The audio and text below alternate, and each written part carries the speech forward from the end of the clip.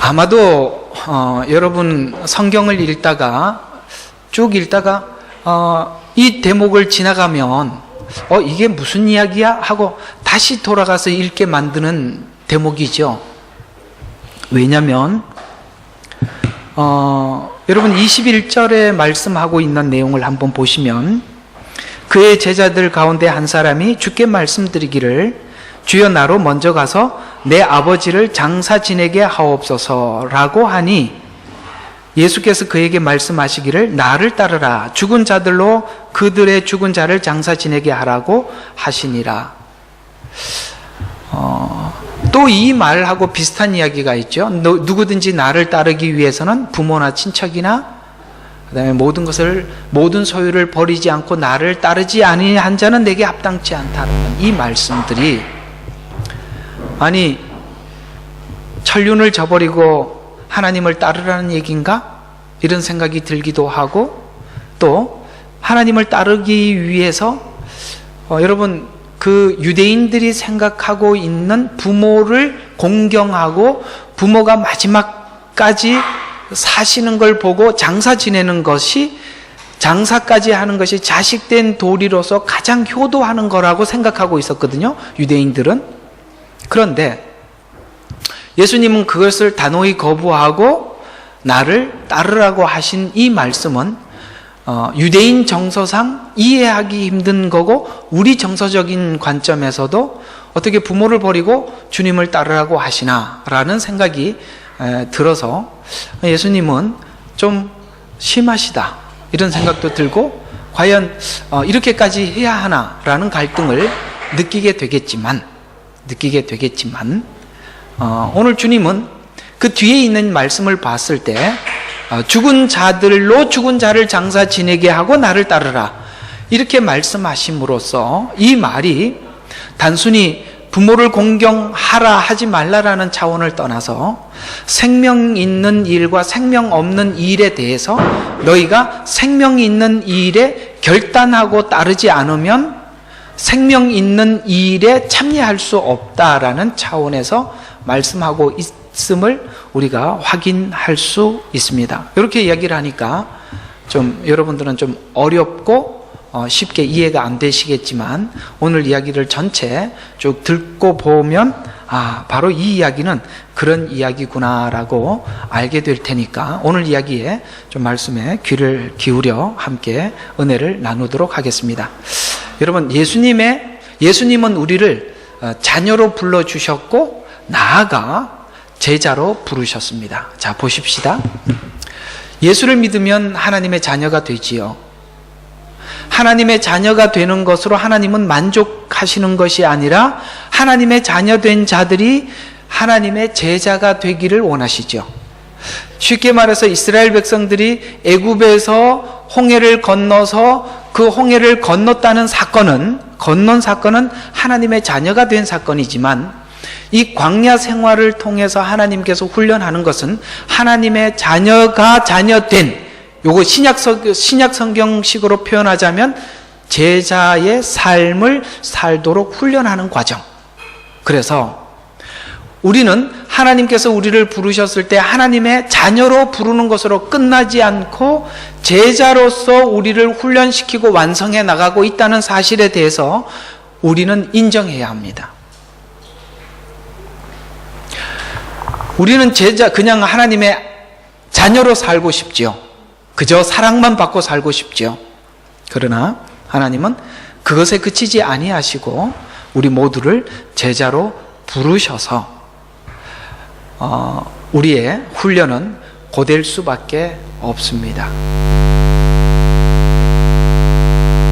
3년 기간 중에, 요즘은 이제 많이 줄었지만 제가 할 때는 저는 정확히 36개월 이렇게 했습니다. 근데 군대 36개월 중에 가장 기억에 남는 게 어디냐면 훈련소 생활이에요. 훈련소 생활은 길지는 않습니다. 6주밖에 되질 않아요. 그런데도 그 6주 훈련소를 마치고 나니까 군대를 제대한 것 같은 기분이에요.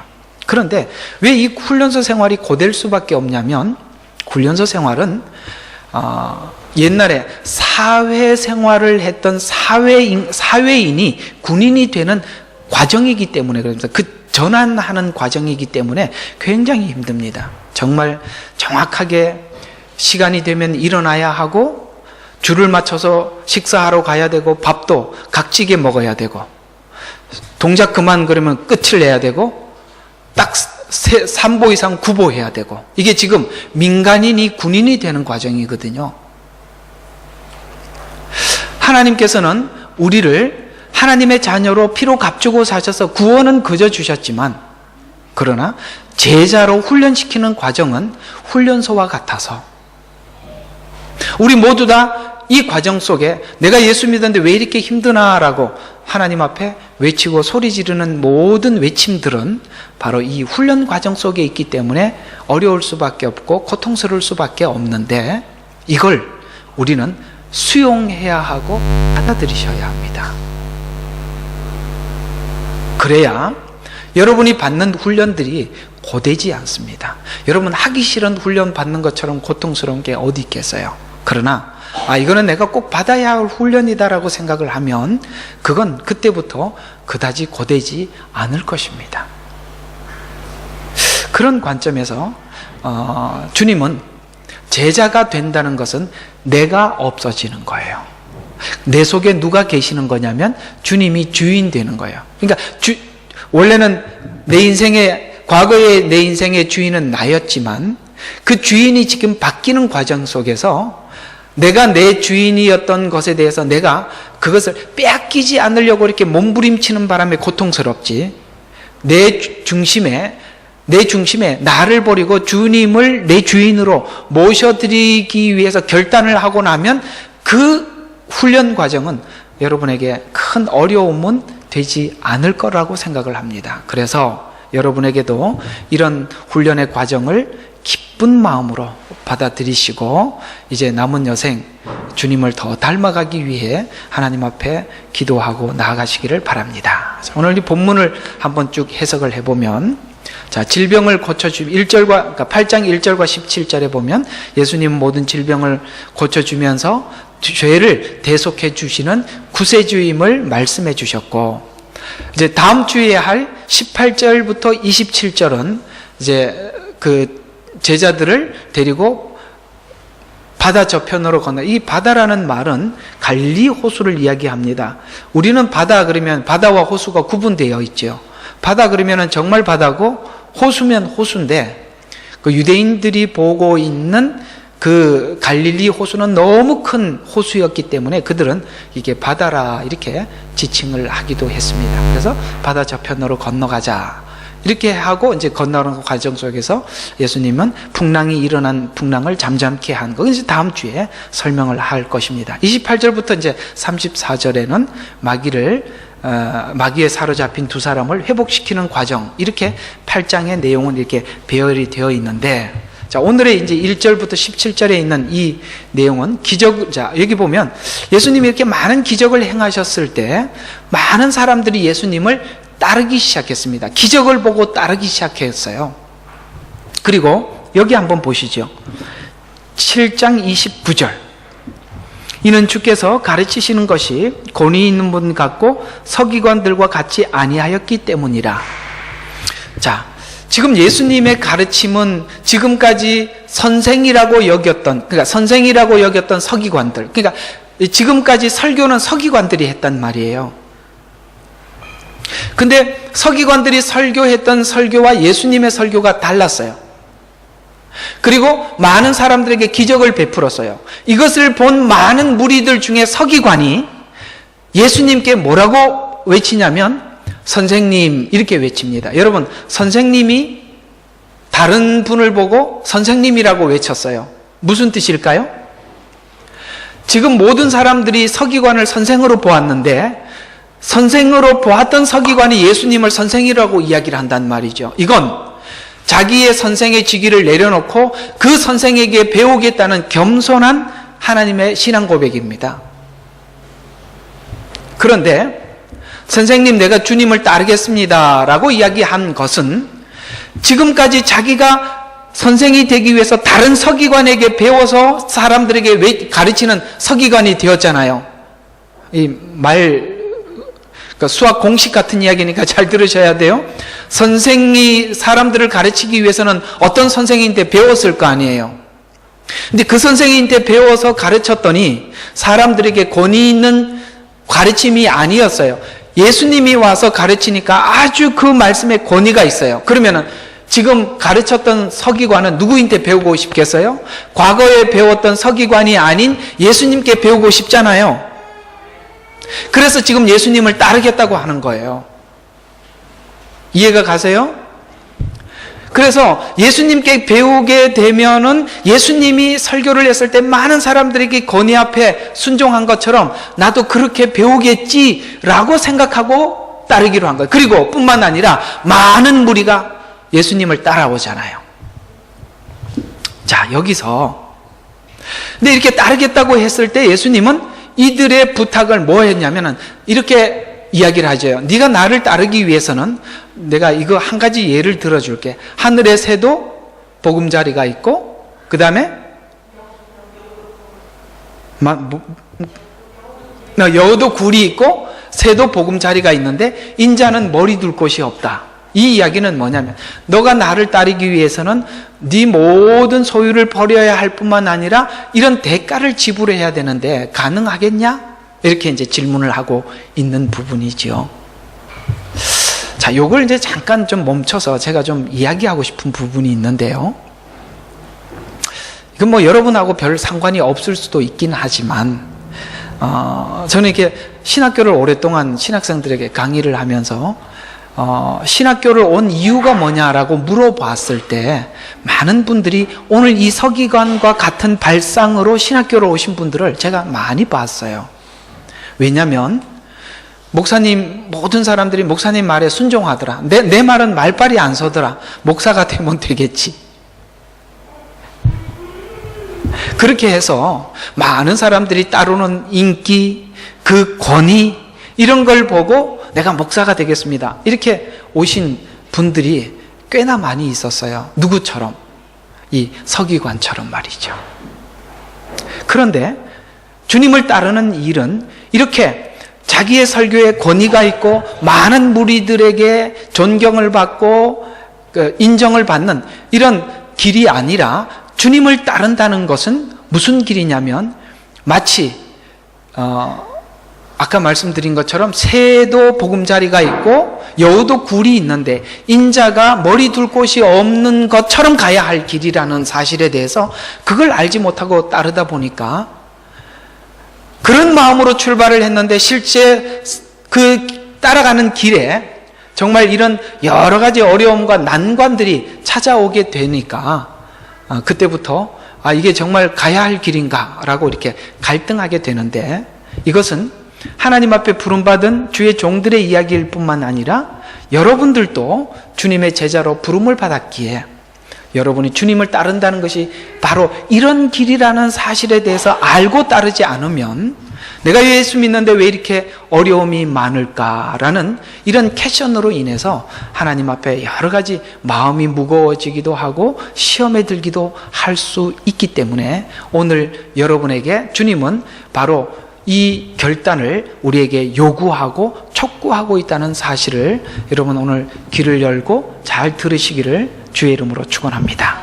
자, 그러면 오늘 이 이야기는 앞에 있는 이야기 좁은 문으로 들어가라. 그 다음에 너희들은 반석 위에 집을 지어라. 반석 위에 집을 지으라는 것은 보이지 않는 부분에 네 신앙을 견고히 하라. 이 부분입니다. 이 말씀입니다. 집을 잘 짓고 못 짓는 건 문제가 아니에요. 집보다 뭐가 더 중요하냐면 보이지 않는 기초가 중요하다는 거예요. 여러분, 기초는 보이지 않는 부분이죠. 그러나 우리는 신앙을 어디에다가 집중하느냐면 집을 짓는 데 집중합니다. 아니에요. 보이지 않는 부분에 더 견고해야 합니다. 누가복음 14장, 오늘 이 말씀과 연관된 말씀이 누가복음에 나오는데 14장 25절과 27절에 보면 큰 무리가 주와 함께 가더니 주께서 돌아보시며 그들에게 말씀하시기를 누구든지 자기 아버지나 어머니나 아내나 자식이나 형제나 자매나 정령 자기 목숨까지도 미워하지 않은 채 내게로 오면 그는 나의 제자가 될 수 없느니라. 또 누구든지 자기 십자가를 지지 않고 나를 따라오는 자는 나의 제자가 될 수 없느니라. 누가복음 9장 39절에 보면 그러나 내 아버지를 장사 지내게 하옵소서. 누가복음 9장 61절은 그러나 가족을 먼저 작별하게 하옵소서. 제가 이제 이 이야기는 무슨 뜻이냐면 보십시오. 주님은 우리에게 요구하는 것이 네가 주님을 따르기 위해서는 네가 가지고 있는 모든 순서 중에 가장 1순위를 하나님을 따르는 것 이렇게 정해놓지 않으면 나를 따를 수 없다는 거예요. 그러니까 주님을 따르는 것 위에 아버지 혹은 뭐예요? 자녀, 처자, 그 다음에 재산 이런 걸 앞에다 두고는 절대 따를 수 없어요. 여러분 한번 생각해 보시죠. 주님을 따르는데 우리 앞에 갈등처럼 놓여있는 것들이 이런 것들 아닙니까? 내 집은 어떻게, 내 가정은 어떻게 이런 걸 생각하면 절대 주님을 따를 수 없어요. 저는 이렇게 신학교 입학하신 분들을 참 존경합니다. 왜냐하면 신학교를 입학을 했다는 것, 또 선교지에 나왔다는 것은 그는 이 모든 갈등에서 극복하고 이기고 나왔기 때문에 올 수 있는 것이지, 그거 극복하지 못하면 결코 그 자리에 오지 못합니다. 주님을 따르는 것이 가장 1순위가 되지 않으면 다른 것이 앞에 서게 되면 절대 주님을 따를 수가 없어요. 사실은 우리 신앙의 문제는 주인이 그러니까 내 삶의 주인을 누구로 섬기느냐의 싸움이에요. 내 삶의 주인을 나로 두느냐, 주님으로 두느냐의 싸움이에요. 주님으로 두면 모든 것에 승리하게 되지만 나를 내 중심에 두게 되면 모든 것에서 실패하게 됩니다. 그 나라는 것 앞에는 아버지가 있을 수도 있고 어머니가 있을 수도 있고 가족이 있을 수도 있고 재산이 있을 수도 있고 내 인생의 성공이 있을 수도 있어요. 모든 것이에요. 그런데 그렇게 따르라고 하니까 이렇게 이야기합니다. 그러나 내 아버지를 장사 지내, 그러나 내 가족을 먼저. 자, 이 그러나가 문제예요. 여러분에게 하고 싶은 이야기는 그러나예요. 뭔 요구를 하면 그러나가 꼭 붙어요. 그러나 제가 오늘 광고 시간에 할까 말까 망설이다가 제가 한 번 더 부탁을 드리는데 좀 예배 일찍 나오십시오. 그러나를 붙이지 마시고, 그러니까 주일날 아침에 일어나서 그 한 10분을 좀 땡겨서 쓰시고 좀 일찍 나오셔서 기도하시고 찬양하시고 이렇게 예배를 하십시오. 제가 이걸 말하지 않을까 할까 하려고 그러다 제 양심상 해야 될 것 같습니다. 그러나 이유를 더 이상 붙이지 마십시오. 그냥 따르십시오. 모든 순위를 하나님 예배 드리는 것이 가장 1순위가 되면 모든 걸 넘어갈 수가 있는데 그게 1순위가 안 되면 항상 그 앞에 뭔가가 붙어서 안 되는 거예요. 그러나 내 아버지를 장사 지내게 하소서. 그러나 가족을 먼저 작별하게 하소서. 그 다음에 또 뭘 붙이겠습니까? 그러나 여러분 한번 붙여보세요. 그렇게 하면 여러분 영원히 따를 수 없습니다. 이건 단순히 제자만의 문제가 아니라 예수 믿는다는 것이 무엇인지를 아시는데 참 중요한 우선순위가 될 수밖에 없습니다. 제자들은 예수님을 따르면서도 지금 이게 무슨 말인지 알지 못했지만 성령이 임한 후에 알게 되었습니다. 마태복음 20장 20절과 28절에 보면 그때 세베대의 자녀들이 어머니가 자기 아들들과 함께 주께 와서 경배하여 무언가를 그에게 구하더라. 그녀가 주께 말씀드리기를 나의 이 두 아들을 주의 왕국에서 하나는 주의 오른편에 하나는 주의 왼편에 앉게 하여 주소서라고 하니 예수께서 대답하여 말씀하시기를 너희는 너희가 구하는 것을 알지 못하는도다. 내가 마시려고 하는 그 잔을 너희가 마실 수 있으며 내가 또 받는 그 침례를 내가 받을 수 있느냐? 아까 말씀드린 것처럼 인자도 머리 둘 곳이 없는 인생을 살 수가 있느냐? 좀 더 나아가서 주님께서 십자가에 달려 죽으신 것처럼 너도 그렇게 할 수 있느냐? 라고 물으시죠. 그들은 주께 말씀 드리기를 우리가 받을 수 있나이다. 여러분, 알고 대답했을까요? 모르고 대답했죠. 대부분 주님은 이 고백을 받으실 때 다 개방하고 알려주고 고백을 받지 않고 모르는 상태에서 아무것도 모르고 은혜만 받을 때 아멘 이렇게 하게 하세요. 웃는 사람들은 다 그런 경험들이 있지요. 그런데 10명의 제자가 이 말을 듣고 그 두 형제에 대해서 분개하더라. 왜 분개했을까요? 나도 똑같은 마음이었다는 거예요. 그러면서 너희 가운데 누구든지 크게 되고자 하는 자는 너희를 섬기는 자가 되고 너희 중에 누구든지 으뜸이 되고자 하는 자는 너희의 종이 되어야 하느니라. 인자는 섬김을 받으려 온 것이 아니라 섬기려 하고 또 많은 사람들을 위하여 자기 생명의 몸값으로 주려고 온 것이라고 하시더라 라고 말씀하고 있습니다. 주님은 뭐하러 오셨어요? 섬기려 오셨는데 어디까지 섬기려고? 자기 몸값으로 우리를 대속하기 위해서 오셨다는 거예요. 여러분, 섬김의 끝이 어디일까요? 바로 자기 자신을 이웃을 위해서 자기 몸까지 아낌없이 주는 것입니다. 아마도 여러분들 인생 속에 내가 하나님 앞에 섬긴다는 것이 내 목숨까지 내 생명까지 드리는 것이다라는 것에 대해서 현실적으로 묵상할 수 있는 상태에 한번 처해 봄이 좋으리라고 생각합니다.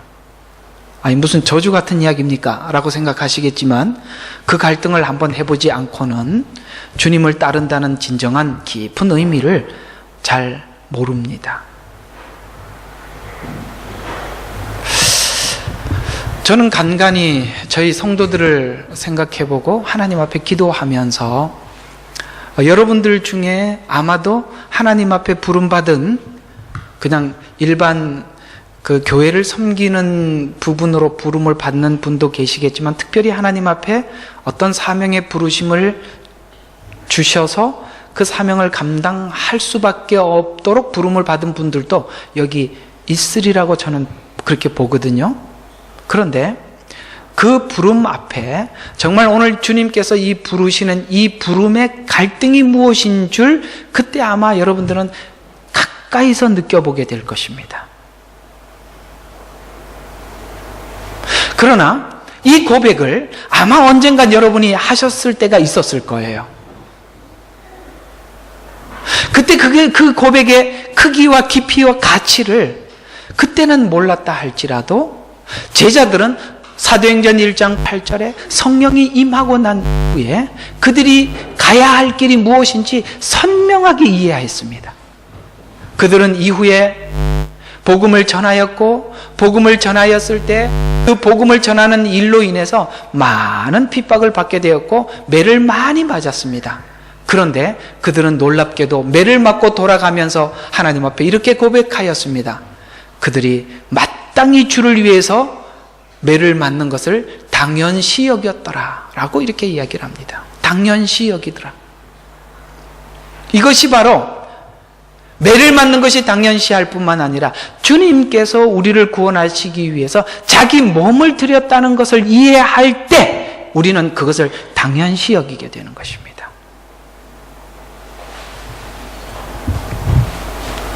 그래서 하나님의 나라는 섬기려 하고 많은 사람의 대속물로 주는 나라요. 하나님 나라는 이 말은 희생을 넘어서 희생의 보상을 받지 못하는 나라. 여기에서는 희생의 보상을 받지 못하는 나라요. 내가 하는 일에 대해서 상대가 알지 못하는 일이고 목숨까지 앗아가려는 고난과 오해를 감수하는 나라라고 성경은 말씀하고 있습니다. 그래서 예수님께서도 이 땅에 오셔서 섬기기 위해서 오해도 받았고 조롱도 받았고 십자가에 죽어야만 했다는 사실에 대해서 철저히 이해가 부족하면 우리가 예수님의 제자가 된다는 것이 무엇인지 알지 못합니다. 그래서 룻이 있었던 소돔과 고모라 성의 멸망이 바로 룻 때문에 연기되고 있었다는 것에 대해서 소돔과 고모라 성에 있던 사람들은 아무도 몰랐어요. 이해가 가세요? 그가 그 성에 있었다는 그 그러니까 롯. 나는 이 롯과 룻이 이렇게까지 그 10년을 헷갈릴 줄 몰랐습니다. 그렇게 그가 그 성에 얼마나 가치 있는 사람이 와 있는 줄 아무도 몰랐어요. 도리어 큰 소리를 치고 내가 내 두 딸을 내어놓겠다고 그들에게 이렇게 얘기해야 될 지경에까지 가서도 그들은 그 사람이 그 성 안에 얼마나 가치 있게 존재하고 있었는 줄 모릅니다. 여러분이 여러분 가정의 구원을 위해서 보이지 않게 얼마나 희생하고 보이지 않게 얼마나 섬기고 보이지 않게 얼마나 기도하고 얼마나 마음에 애타하고 있습니까? 그러나 그것을 보고 있는 여러분 가정에 있는 혹 여러분의 주변에 있는 사람들이 그 가치를 알아주던가요? 그러니까 알아줄 거라고 생각하기 때문에 싸우는 거예요. 그들은 절대 알아주지 못합니다. 그냥 그렇게 사십시오. 주님은 그렇게 사셨습니다. 여기서 제가 아멘을 이끌어내지 못하면 제 설교는 실패한 겁니다. 경건하게 살고자 하는 자는 당연히 핍박을 받습니다. 디모데후서 3장 10절에 보니까 그러나 너는 나의 교리와 생활 방식과 목적과 믿음과 오래 참음과 사랑과 인내와 박해와 고난 곧 안디옥과 이고니움과 루스드라에서 일어났던 일들을 온전히 알았거니와 내가 어떤 박해를 당했을지라도 주께서 이 모든 것 가운데서 나를 구해내셨느니라. 실로 그리스도 예수 안에서 경건하게 살고자 하는 자는 모든 사람은 박해를 받을 것이다. 무슨 뜻이냐? 바울만 박해를 받은 것이 아니라 경건하게 살고자 하는 모든 사람은 바울이 받은 박해처럼 너희도 박해를 받을 것이라 라고 이렇게 말씀하고 있는데, 그럼 도대체 바울에게 어떤 박해가 있었는지 한번 봐요. 아까 말한 안디옥의 박해, 이고니움의 박해, 루스트라의 박해는 이 지역 이름들이거든요. 그가 복음을 전하기 위해서 안디옥에 갔을 때 유대인의 핍박을 받아서 추방되었어요. 여러분, 주를 위해서 살다가 추방 한번 되는 것도 좋습니다. 그 다음에 이고니움에서는 무슨 일이 있었어요?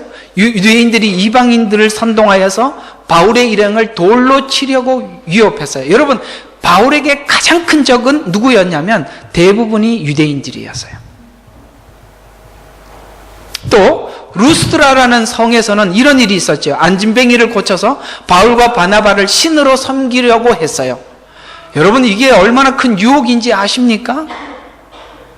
신으로 섬기러 오면 신이 돼버리죠. 그런데 그걸 막아냈어요. 여러분, 이게요, 정말 하나님의 그리스도의 정신이 없는 사람은 전부 다 신으로 사람들이 섬기러 오면 다 신이 돼버리지 그걸 막아내지 않습니다. 그렇게 했음에도 불구하고 무슨 일이 있었어요? 유대인들이 이곳 사람들을 선동해서 바울을 돌로 쳐서 거의 죽게 돼서, 얼마나 쳤으면 거의 죽게 돼, 죽은 줄 알고 성 밖으로 내어버렸어요. 그런데 어떻게 했냐면 죽게 한 후 성 밖으로 그러나 그의 제자들이 보는 앞에서 다시 일어나, 여러분, 그 성으로 다시 들어갔어요. 이게 말이 돼요? 여러분, 그 성에 다시 가고 싶겠어요? 다 도망가지요. 그런데 바울은, 이게 지금 다 무슨 뜻이냐면, 여러분, 이 바울이 자기가 이 하나님 앞에 부름받은 제자로서의 고백을 이렇게 합니다. 나의 달려갈 길과 주 예수께 받은 사명, 은혜의 복음을 전하는 일을 마치려 하면은 내 생명을 조금 더 귀한 것으로 여기지 아니하노라. 여러분, 이 바울은 지금 이 고백이 뭐냐면, 복음과 신앙 안에서 자기 생명과 복음 안에서 복음을 더 귀하게 여길 뿐이지 자기 생명에 대해서는 이미 하나님 앞에 맡겼다는 뜻이에요. 제가 얼마 유튜브에 보니까 그게 있어서 한번 봤어요. 그 옛날에 그 당나라가 그 고구려를 침입했다가 그 당태종이 그 100만 대군을 데리고 왔다가 실패하고 당나라가 망하잖아요. 수나라인가? 수나라구나. 수나람 맞죠? 뭐 역사 시간, 이게 호주 사는데 무슨 한국 역사가 중요하겠어요?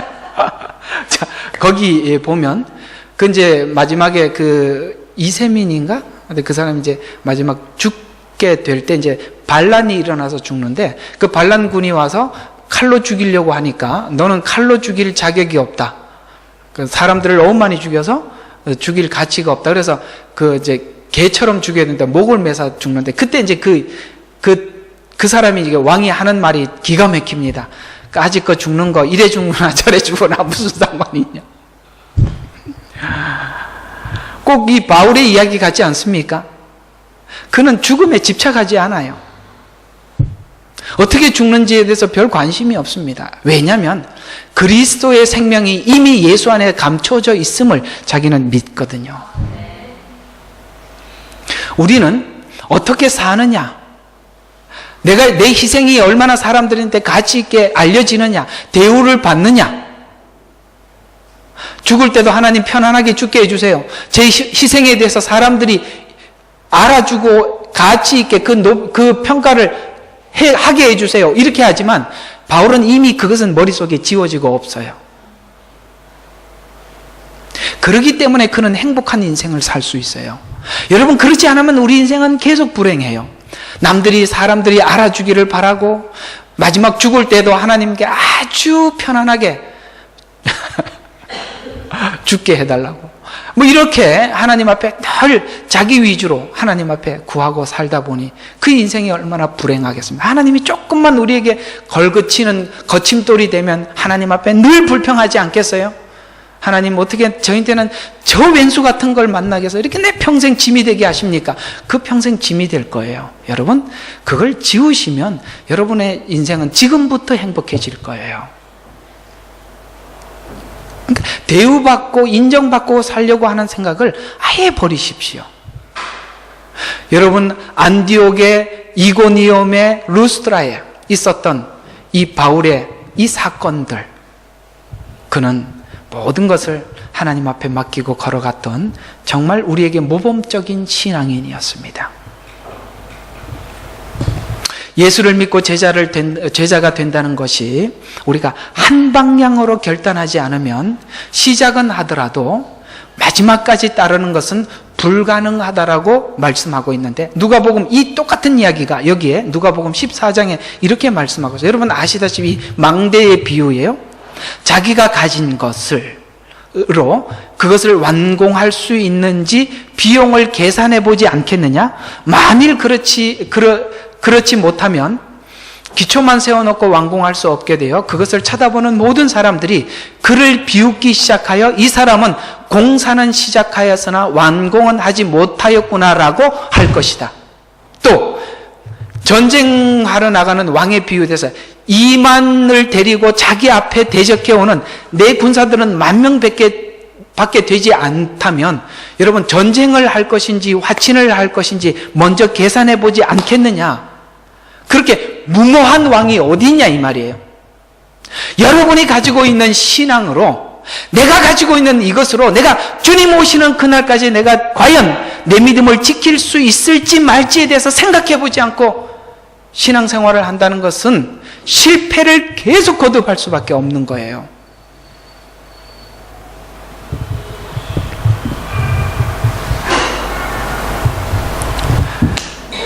그래서 이 뒤에 이 말씀 바로 뒤에, 이게 지금 누가복음 몇 장이에요? 14장 28절부터 33절이죠.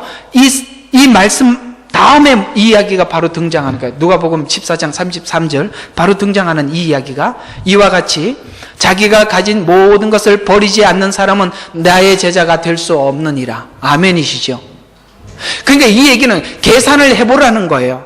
어떤 식으로 계산해보라는 거냐면, 자기가 가진 모든 것을 버리는 것만이 망대를 끝까지 세울 수 있는 일이요, 전쟁에서 승리할 수 있는 일이라 이 말이에요. 끝까지 간다는 거예요. 내 것을 버리지 않으면 절대 완주할 수 없다는 얘기예요. 지금까지 하나님과 씨름한 모든 부분들이 뭐라고 생각하세요? 우리 소유를 하나님 앞에 내어놓을 것인가 내가 가질 것인가의 싸움 아니었나요?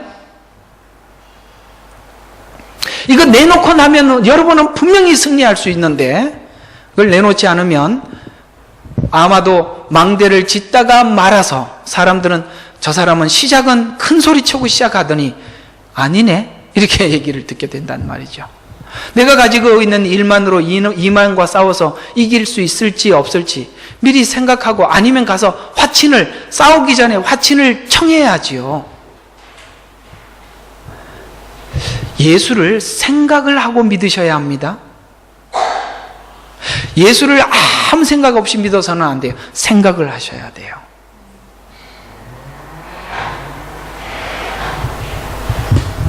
그래서 34절과 35절에 보면 소금이 맛을 잃으면 무엇으로 짜게 하리요? 귀 있는 자는 들을지어다. 그렇게 하지 않으면 이게 하나님의 백성도 아니고 세상 사람도 아닌 사람이 돼. 자, 소금은 좋은 것이로되 소금의 맛을 내지 않으면 다만 사람들에게 버리워져 밟힐 뿐이니라. 어떤 식으로 버리워지냐? 망대 비유를 보니까 어떻게 해요? 저 사람은 시작하였다가 마치지 못했다라고 사람들이 비난을 하는 거예요.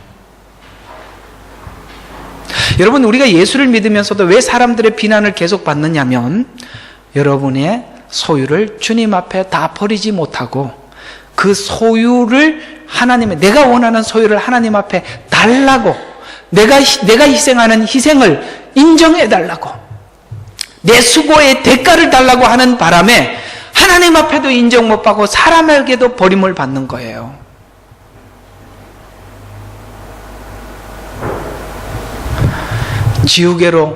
지우시기를 주의 이름으로 축원합니다. 우리의 신앙은 최종 목적이 마지막 부활에 참여하는 것입니다. 만약에 그 부활에 참여하지 못한다면 가장 불쌍한 사람이라고 고린도전서 15장 17절과 34절에 이렇게 말씀하고 있습니다. 만일 그리스도께서 일으켜지지 못하셨다면 너희의 믿음이 헛되고 너희가 여전히 너희 죄들 가운데 있을 것이라. 그렇다면 그리스도 안에서 잠든 사람들도 멸망한 것이라. 만일 그리스도 안에서 우리가 바라는 것이 오직 희생뿐이라면 모든 사람 가운데서 비참한 사람이라. 32, 34절입니다. 만일 죽은 자들이 살아나지 못한다면 우리도 먹고 마시고 내일이면 죽으리라고 하였으리라. 이게 보통 사람들이, 부활을 믿지 않는 사람들이 사는 삶의 형태예요. 먹고 마시자, 즐기자, 그렇게 하였으리라. 미혹되지 말라. 악한 사귐은 좋은 행실을 부패시키느니라. 의에 대해서는 깨어있고 죄를 짓지 말라. 어떤 사람에게는 하나님의 지식이 없기에 내가 너희를 부끄럽게 하라고 이 말을 하노라. 여러분, 우리가 세상 사람들이 말하고 있는 인생관, 사람이 죽으면 그만이지 무슨 영생이 있어 라는 말에 속으면 우리도 뭐 하는 거예요? 세상 사람들처럼 오늘 맞고 오늘 즐기자. 그런데 여러분, 오늘 먹고 즐길 수 없지요. 지금 절제하고 계시잖아요. 절제했는데도 마지막에 하나님 앞에 인정받지 못한 절제라면 세상 사람보다 더 불쌍하지 않아요? 세상에서는 예수 믿고 구원받으려고 절제하고 천국 가서는 하나님이 너 모른다고 그러고, 이게 뭐 하는 짓이에요?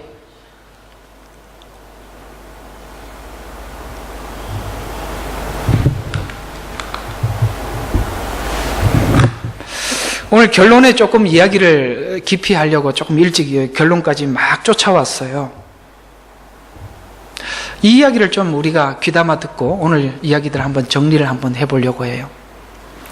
주를 따르기 위해서 결단하는 자들에게 주는 보상에 대한 이야기예요. 이건 마태복음 19장에 한번 19장을 살짝 펴놓고 보는 게 여러분에게도 도움이 되리라고 생각합니다. 자, 19장에 있는 이야기의 핵심은 뭐냐면 어린아이 같은 마음을 가진 자가 먼저 된다는 이야기입니다. 여러분, 지금 19장에는 어린아이와 같은 믿음을 가진 자와 부자 청년을 비교하여 설명하고 있어요. 그러면은 나중된 자가 먼저 되고 먼저 된 자가 나중된다는 말은 쉽게 말해서 먼저 된 자는 부자 청년을 지칭하고 있고 나중된 자는 어린아이를 지칭하고 있습니다. 이제 19장의 해석이 그런 이야기, 그런 해석이에요. 그러면 예수를 먼저 안 자는 누구예요? 부자 청년입니다. 예수를 나중에 안 자는 누구냐면 어린아이예요. 근데 부자 청년과 어린아이의 차이가 있습니다. 어떤 차이가 있냐면 여기 한번 보세요. 9장 16절, 19장 16절. 자, 부자 청년이 예수님께 이렇게 이야기합니다. 그런데 보라, 어떤 사람이 와서 주께 말씀드리기를, 선한 선생님, 자, 내가 영생을 얻으려면 어떤 선한 일을 해야 하리이까? 야, 여러분, 지금 부자 청년은 예수님께 왜 찾아왔어요? 영생을 얻으려고. 어린아이는요, 아무 목적이 없지요. 아무 목적이 없어요. 그 아무 목적이 없으니까 예수님이 한 말을 그대로 듣고 받지요. 그럼 예수님은 무슨 말을 할까요? 우리가 모든 사람이 죄인이다. 죄의 문제는 너 스스로 해결할 수 없다. 내가 십자가에서 너희들을 구원한단다. 그 구원의 은혜를 네가 받고 믿어라. 이렇게, 그러니까 예를 들어서 예수님이 무슨 말을 하더라도 어린아이는 그대로 받아들이죠. 근데 부자 청년은 예수님 앞에 온 이유가 어떻게 하면 영생을 얻습니까? 라고 묻지요. 그런데 그 뒤에 한 가지를 덧붙이죠. 내가 무슨 선한 일을 해야 영생을 얻으리까?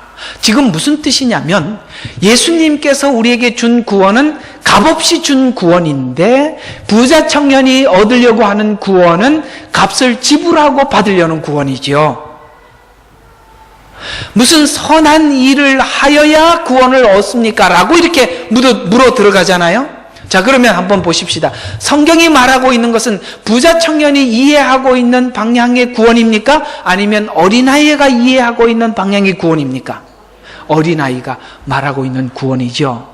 우리 생각들은 대부분이 나이 들고 세상에 이렇게 경륜이 쌓여서 예수를 믿으면 대부분이 부자 청년 같은 사고로 주님 앞에 나오죠.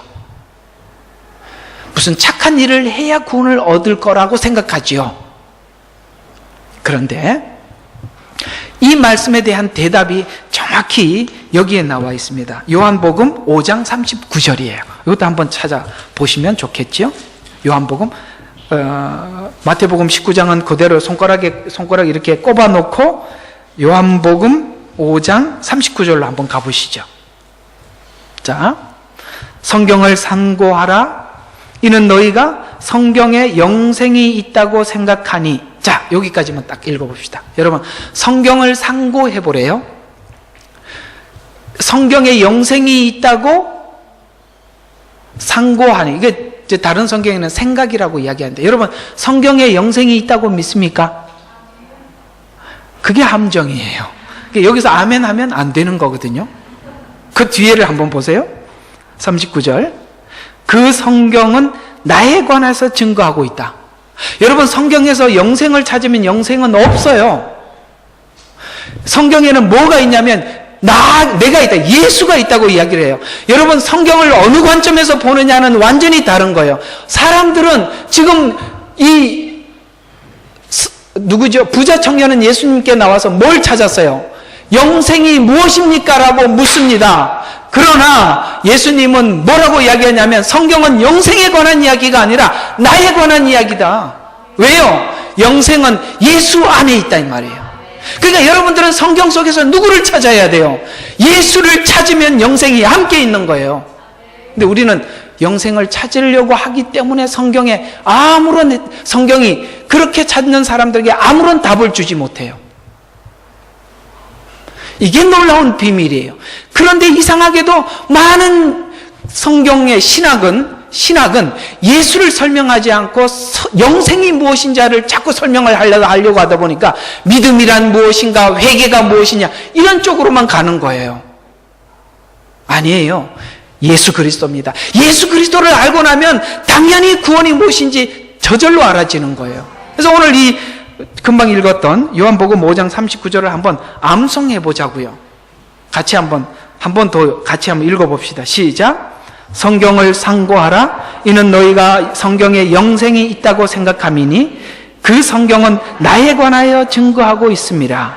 40절부터 계속 한번 보면 너희는 생명을 얻으려고 내게 오기를 원치 아니하는도다.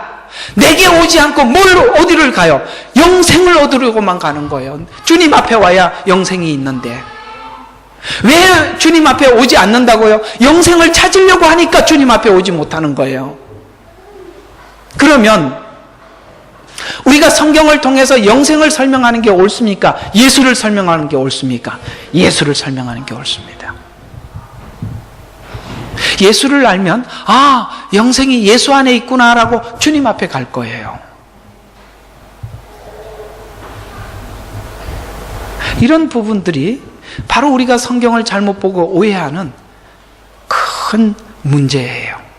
그래서 이 부자 청년이 어떻게 하여야 영생을 얻으리까? 그러니까 주님이 대답을 하시죠.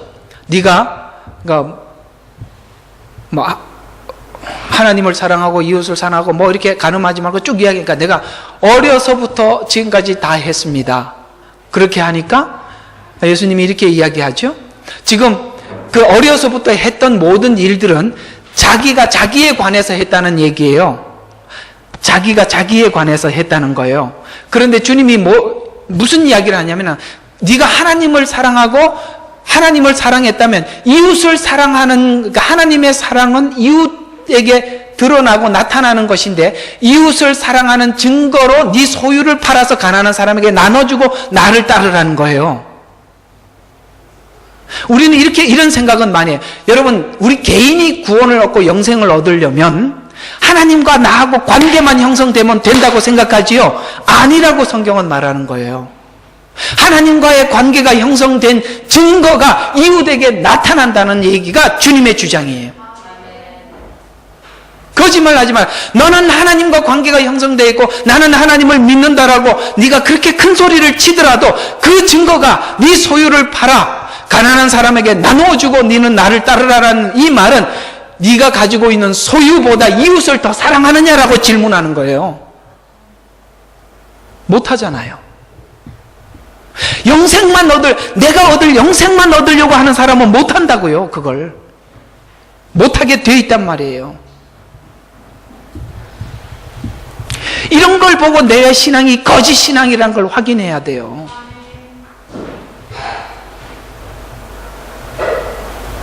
그런데 이 부자 청년과 비교되는 어린아이는 예수님이 무슨 말씀을 하든지 아멘, 아멘 하고 따르잖아요. 오늘 여기 서기관들은 왜 주님을 따르려고 했어요? 그의 말이 권위 있고 많은 무리가 따른다면 내가 예수님께 배우고 나면 내 말에 권위가 있게 될 것이고 누구보다 아마 우리 교회는 부흥할 거야. 쉽게 말해서 그런 마음으로 주님을 따르려고 하고, 그러나 그 서기관들은 주님을 따르지 못하고 다음 주에 보면 예수님은 정말 주님이 부르신, 자기가 따르겠다고 온 자들이 아닌 주님이 부른 그 제자들과 함께 호수 저편을 건너가자라고 말씀하시면서 예수님이 누구신 줄 그들에게 이제 서서히 알려주기 시작하는데, 그 첫 번째 공개된 예수님이 누구인지 가르쳐 주었던 제자들에게 첫 번째 공개한 것이 하나님은 창조주의 하나님이요 창조한 모든 것을 다스리시는 하나님이다라고 이제 첫 번째 가르쳐 주시는 거예요. 여러분, 예수를 알면 예수님의 가장 먼저 그러니까 성경이 가장 하나님이 누구인지를 알려주는 첫 장이 뭐죠? 창세기죠. 창세기는 뭘까요? 하나님께서 우주 만물을 창조하셨다라는 것부터 설명을 해서, 이걸 설명을 하면서 뭘 설명하고 싶어 하셔요? 내가 너를 창조했다, 이걸 설명하고 싶으신 거예요.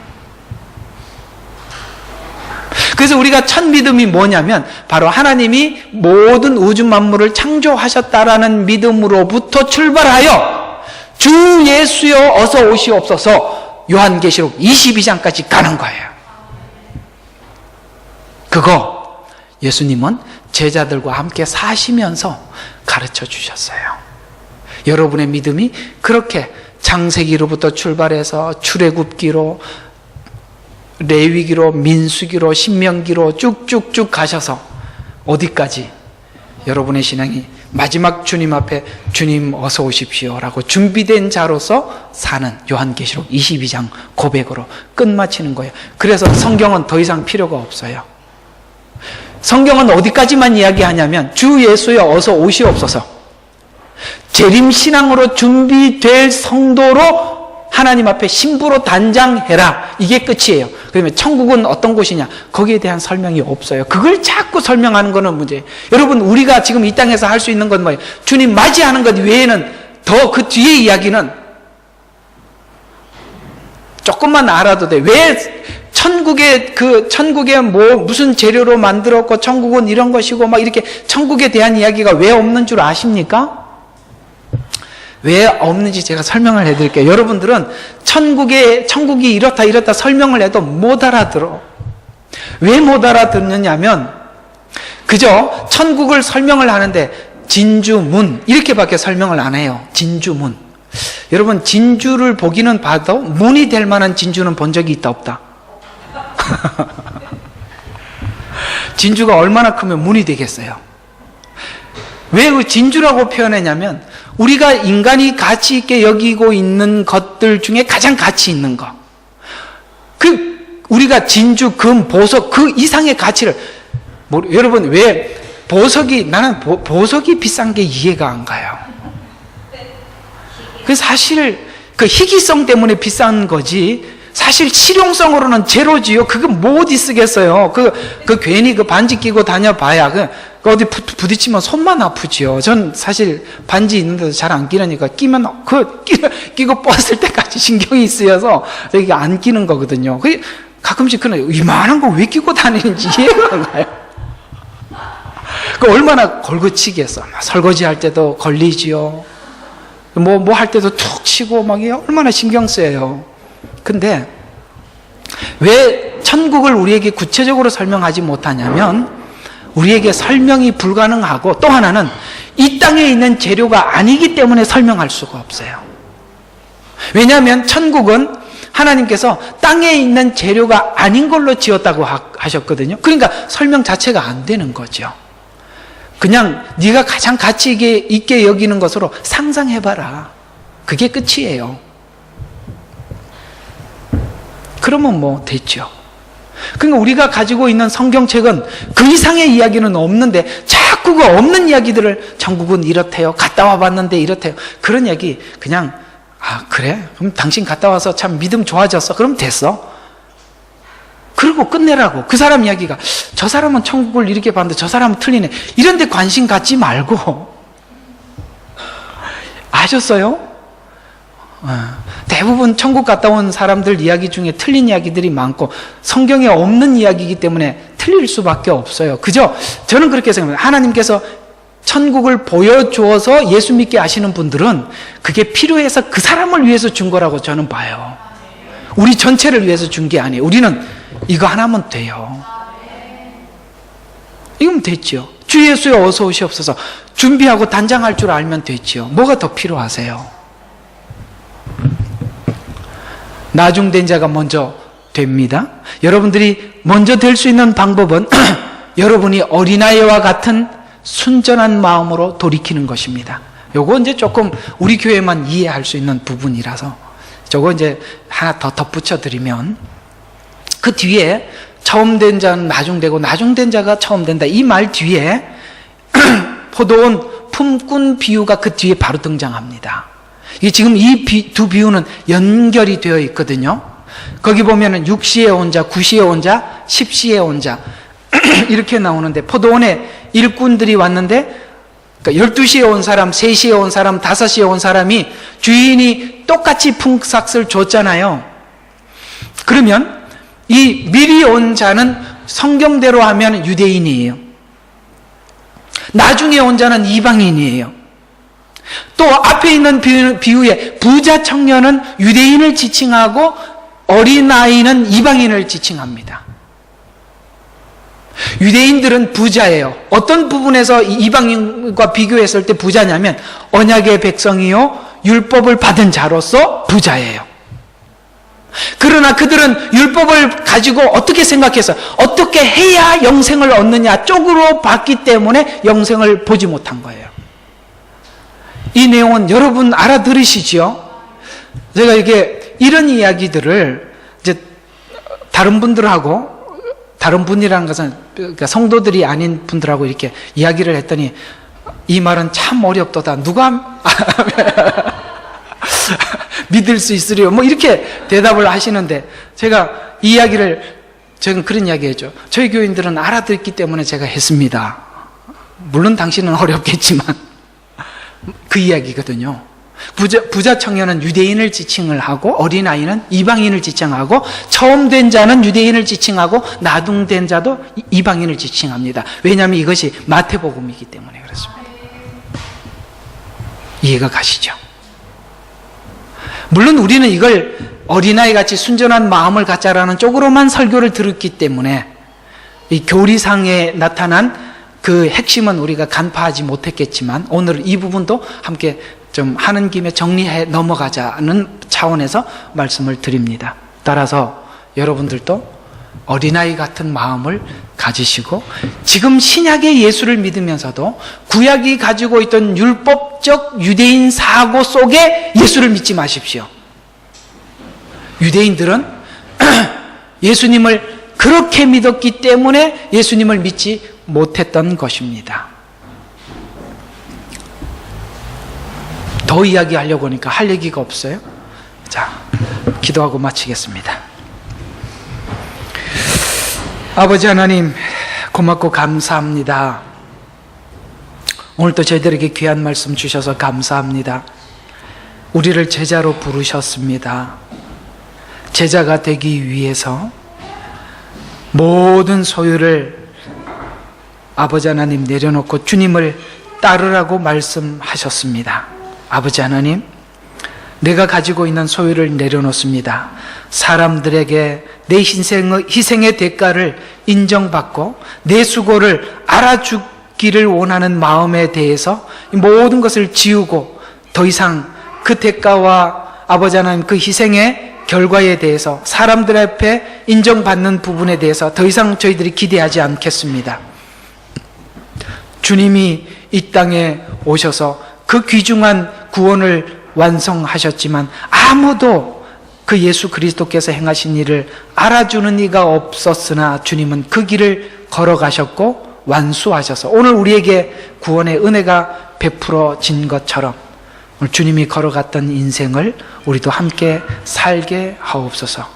사랑하는 성도들이 주님의 제자가 되게 하옵소서. 마지막 주님 오실 때 잘했다 칭찬받는 사랑하는 성도들이 되게 하옵소서. 이제는 우리 주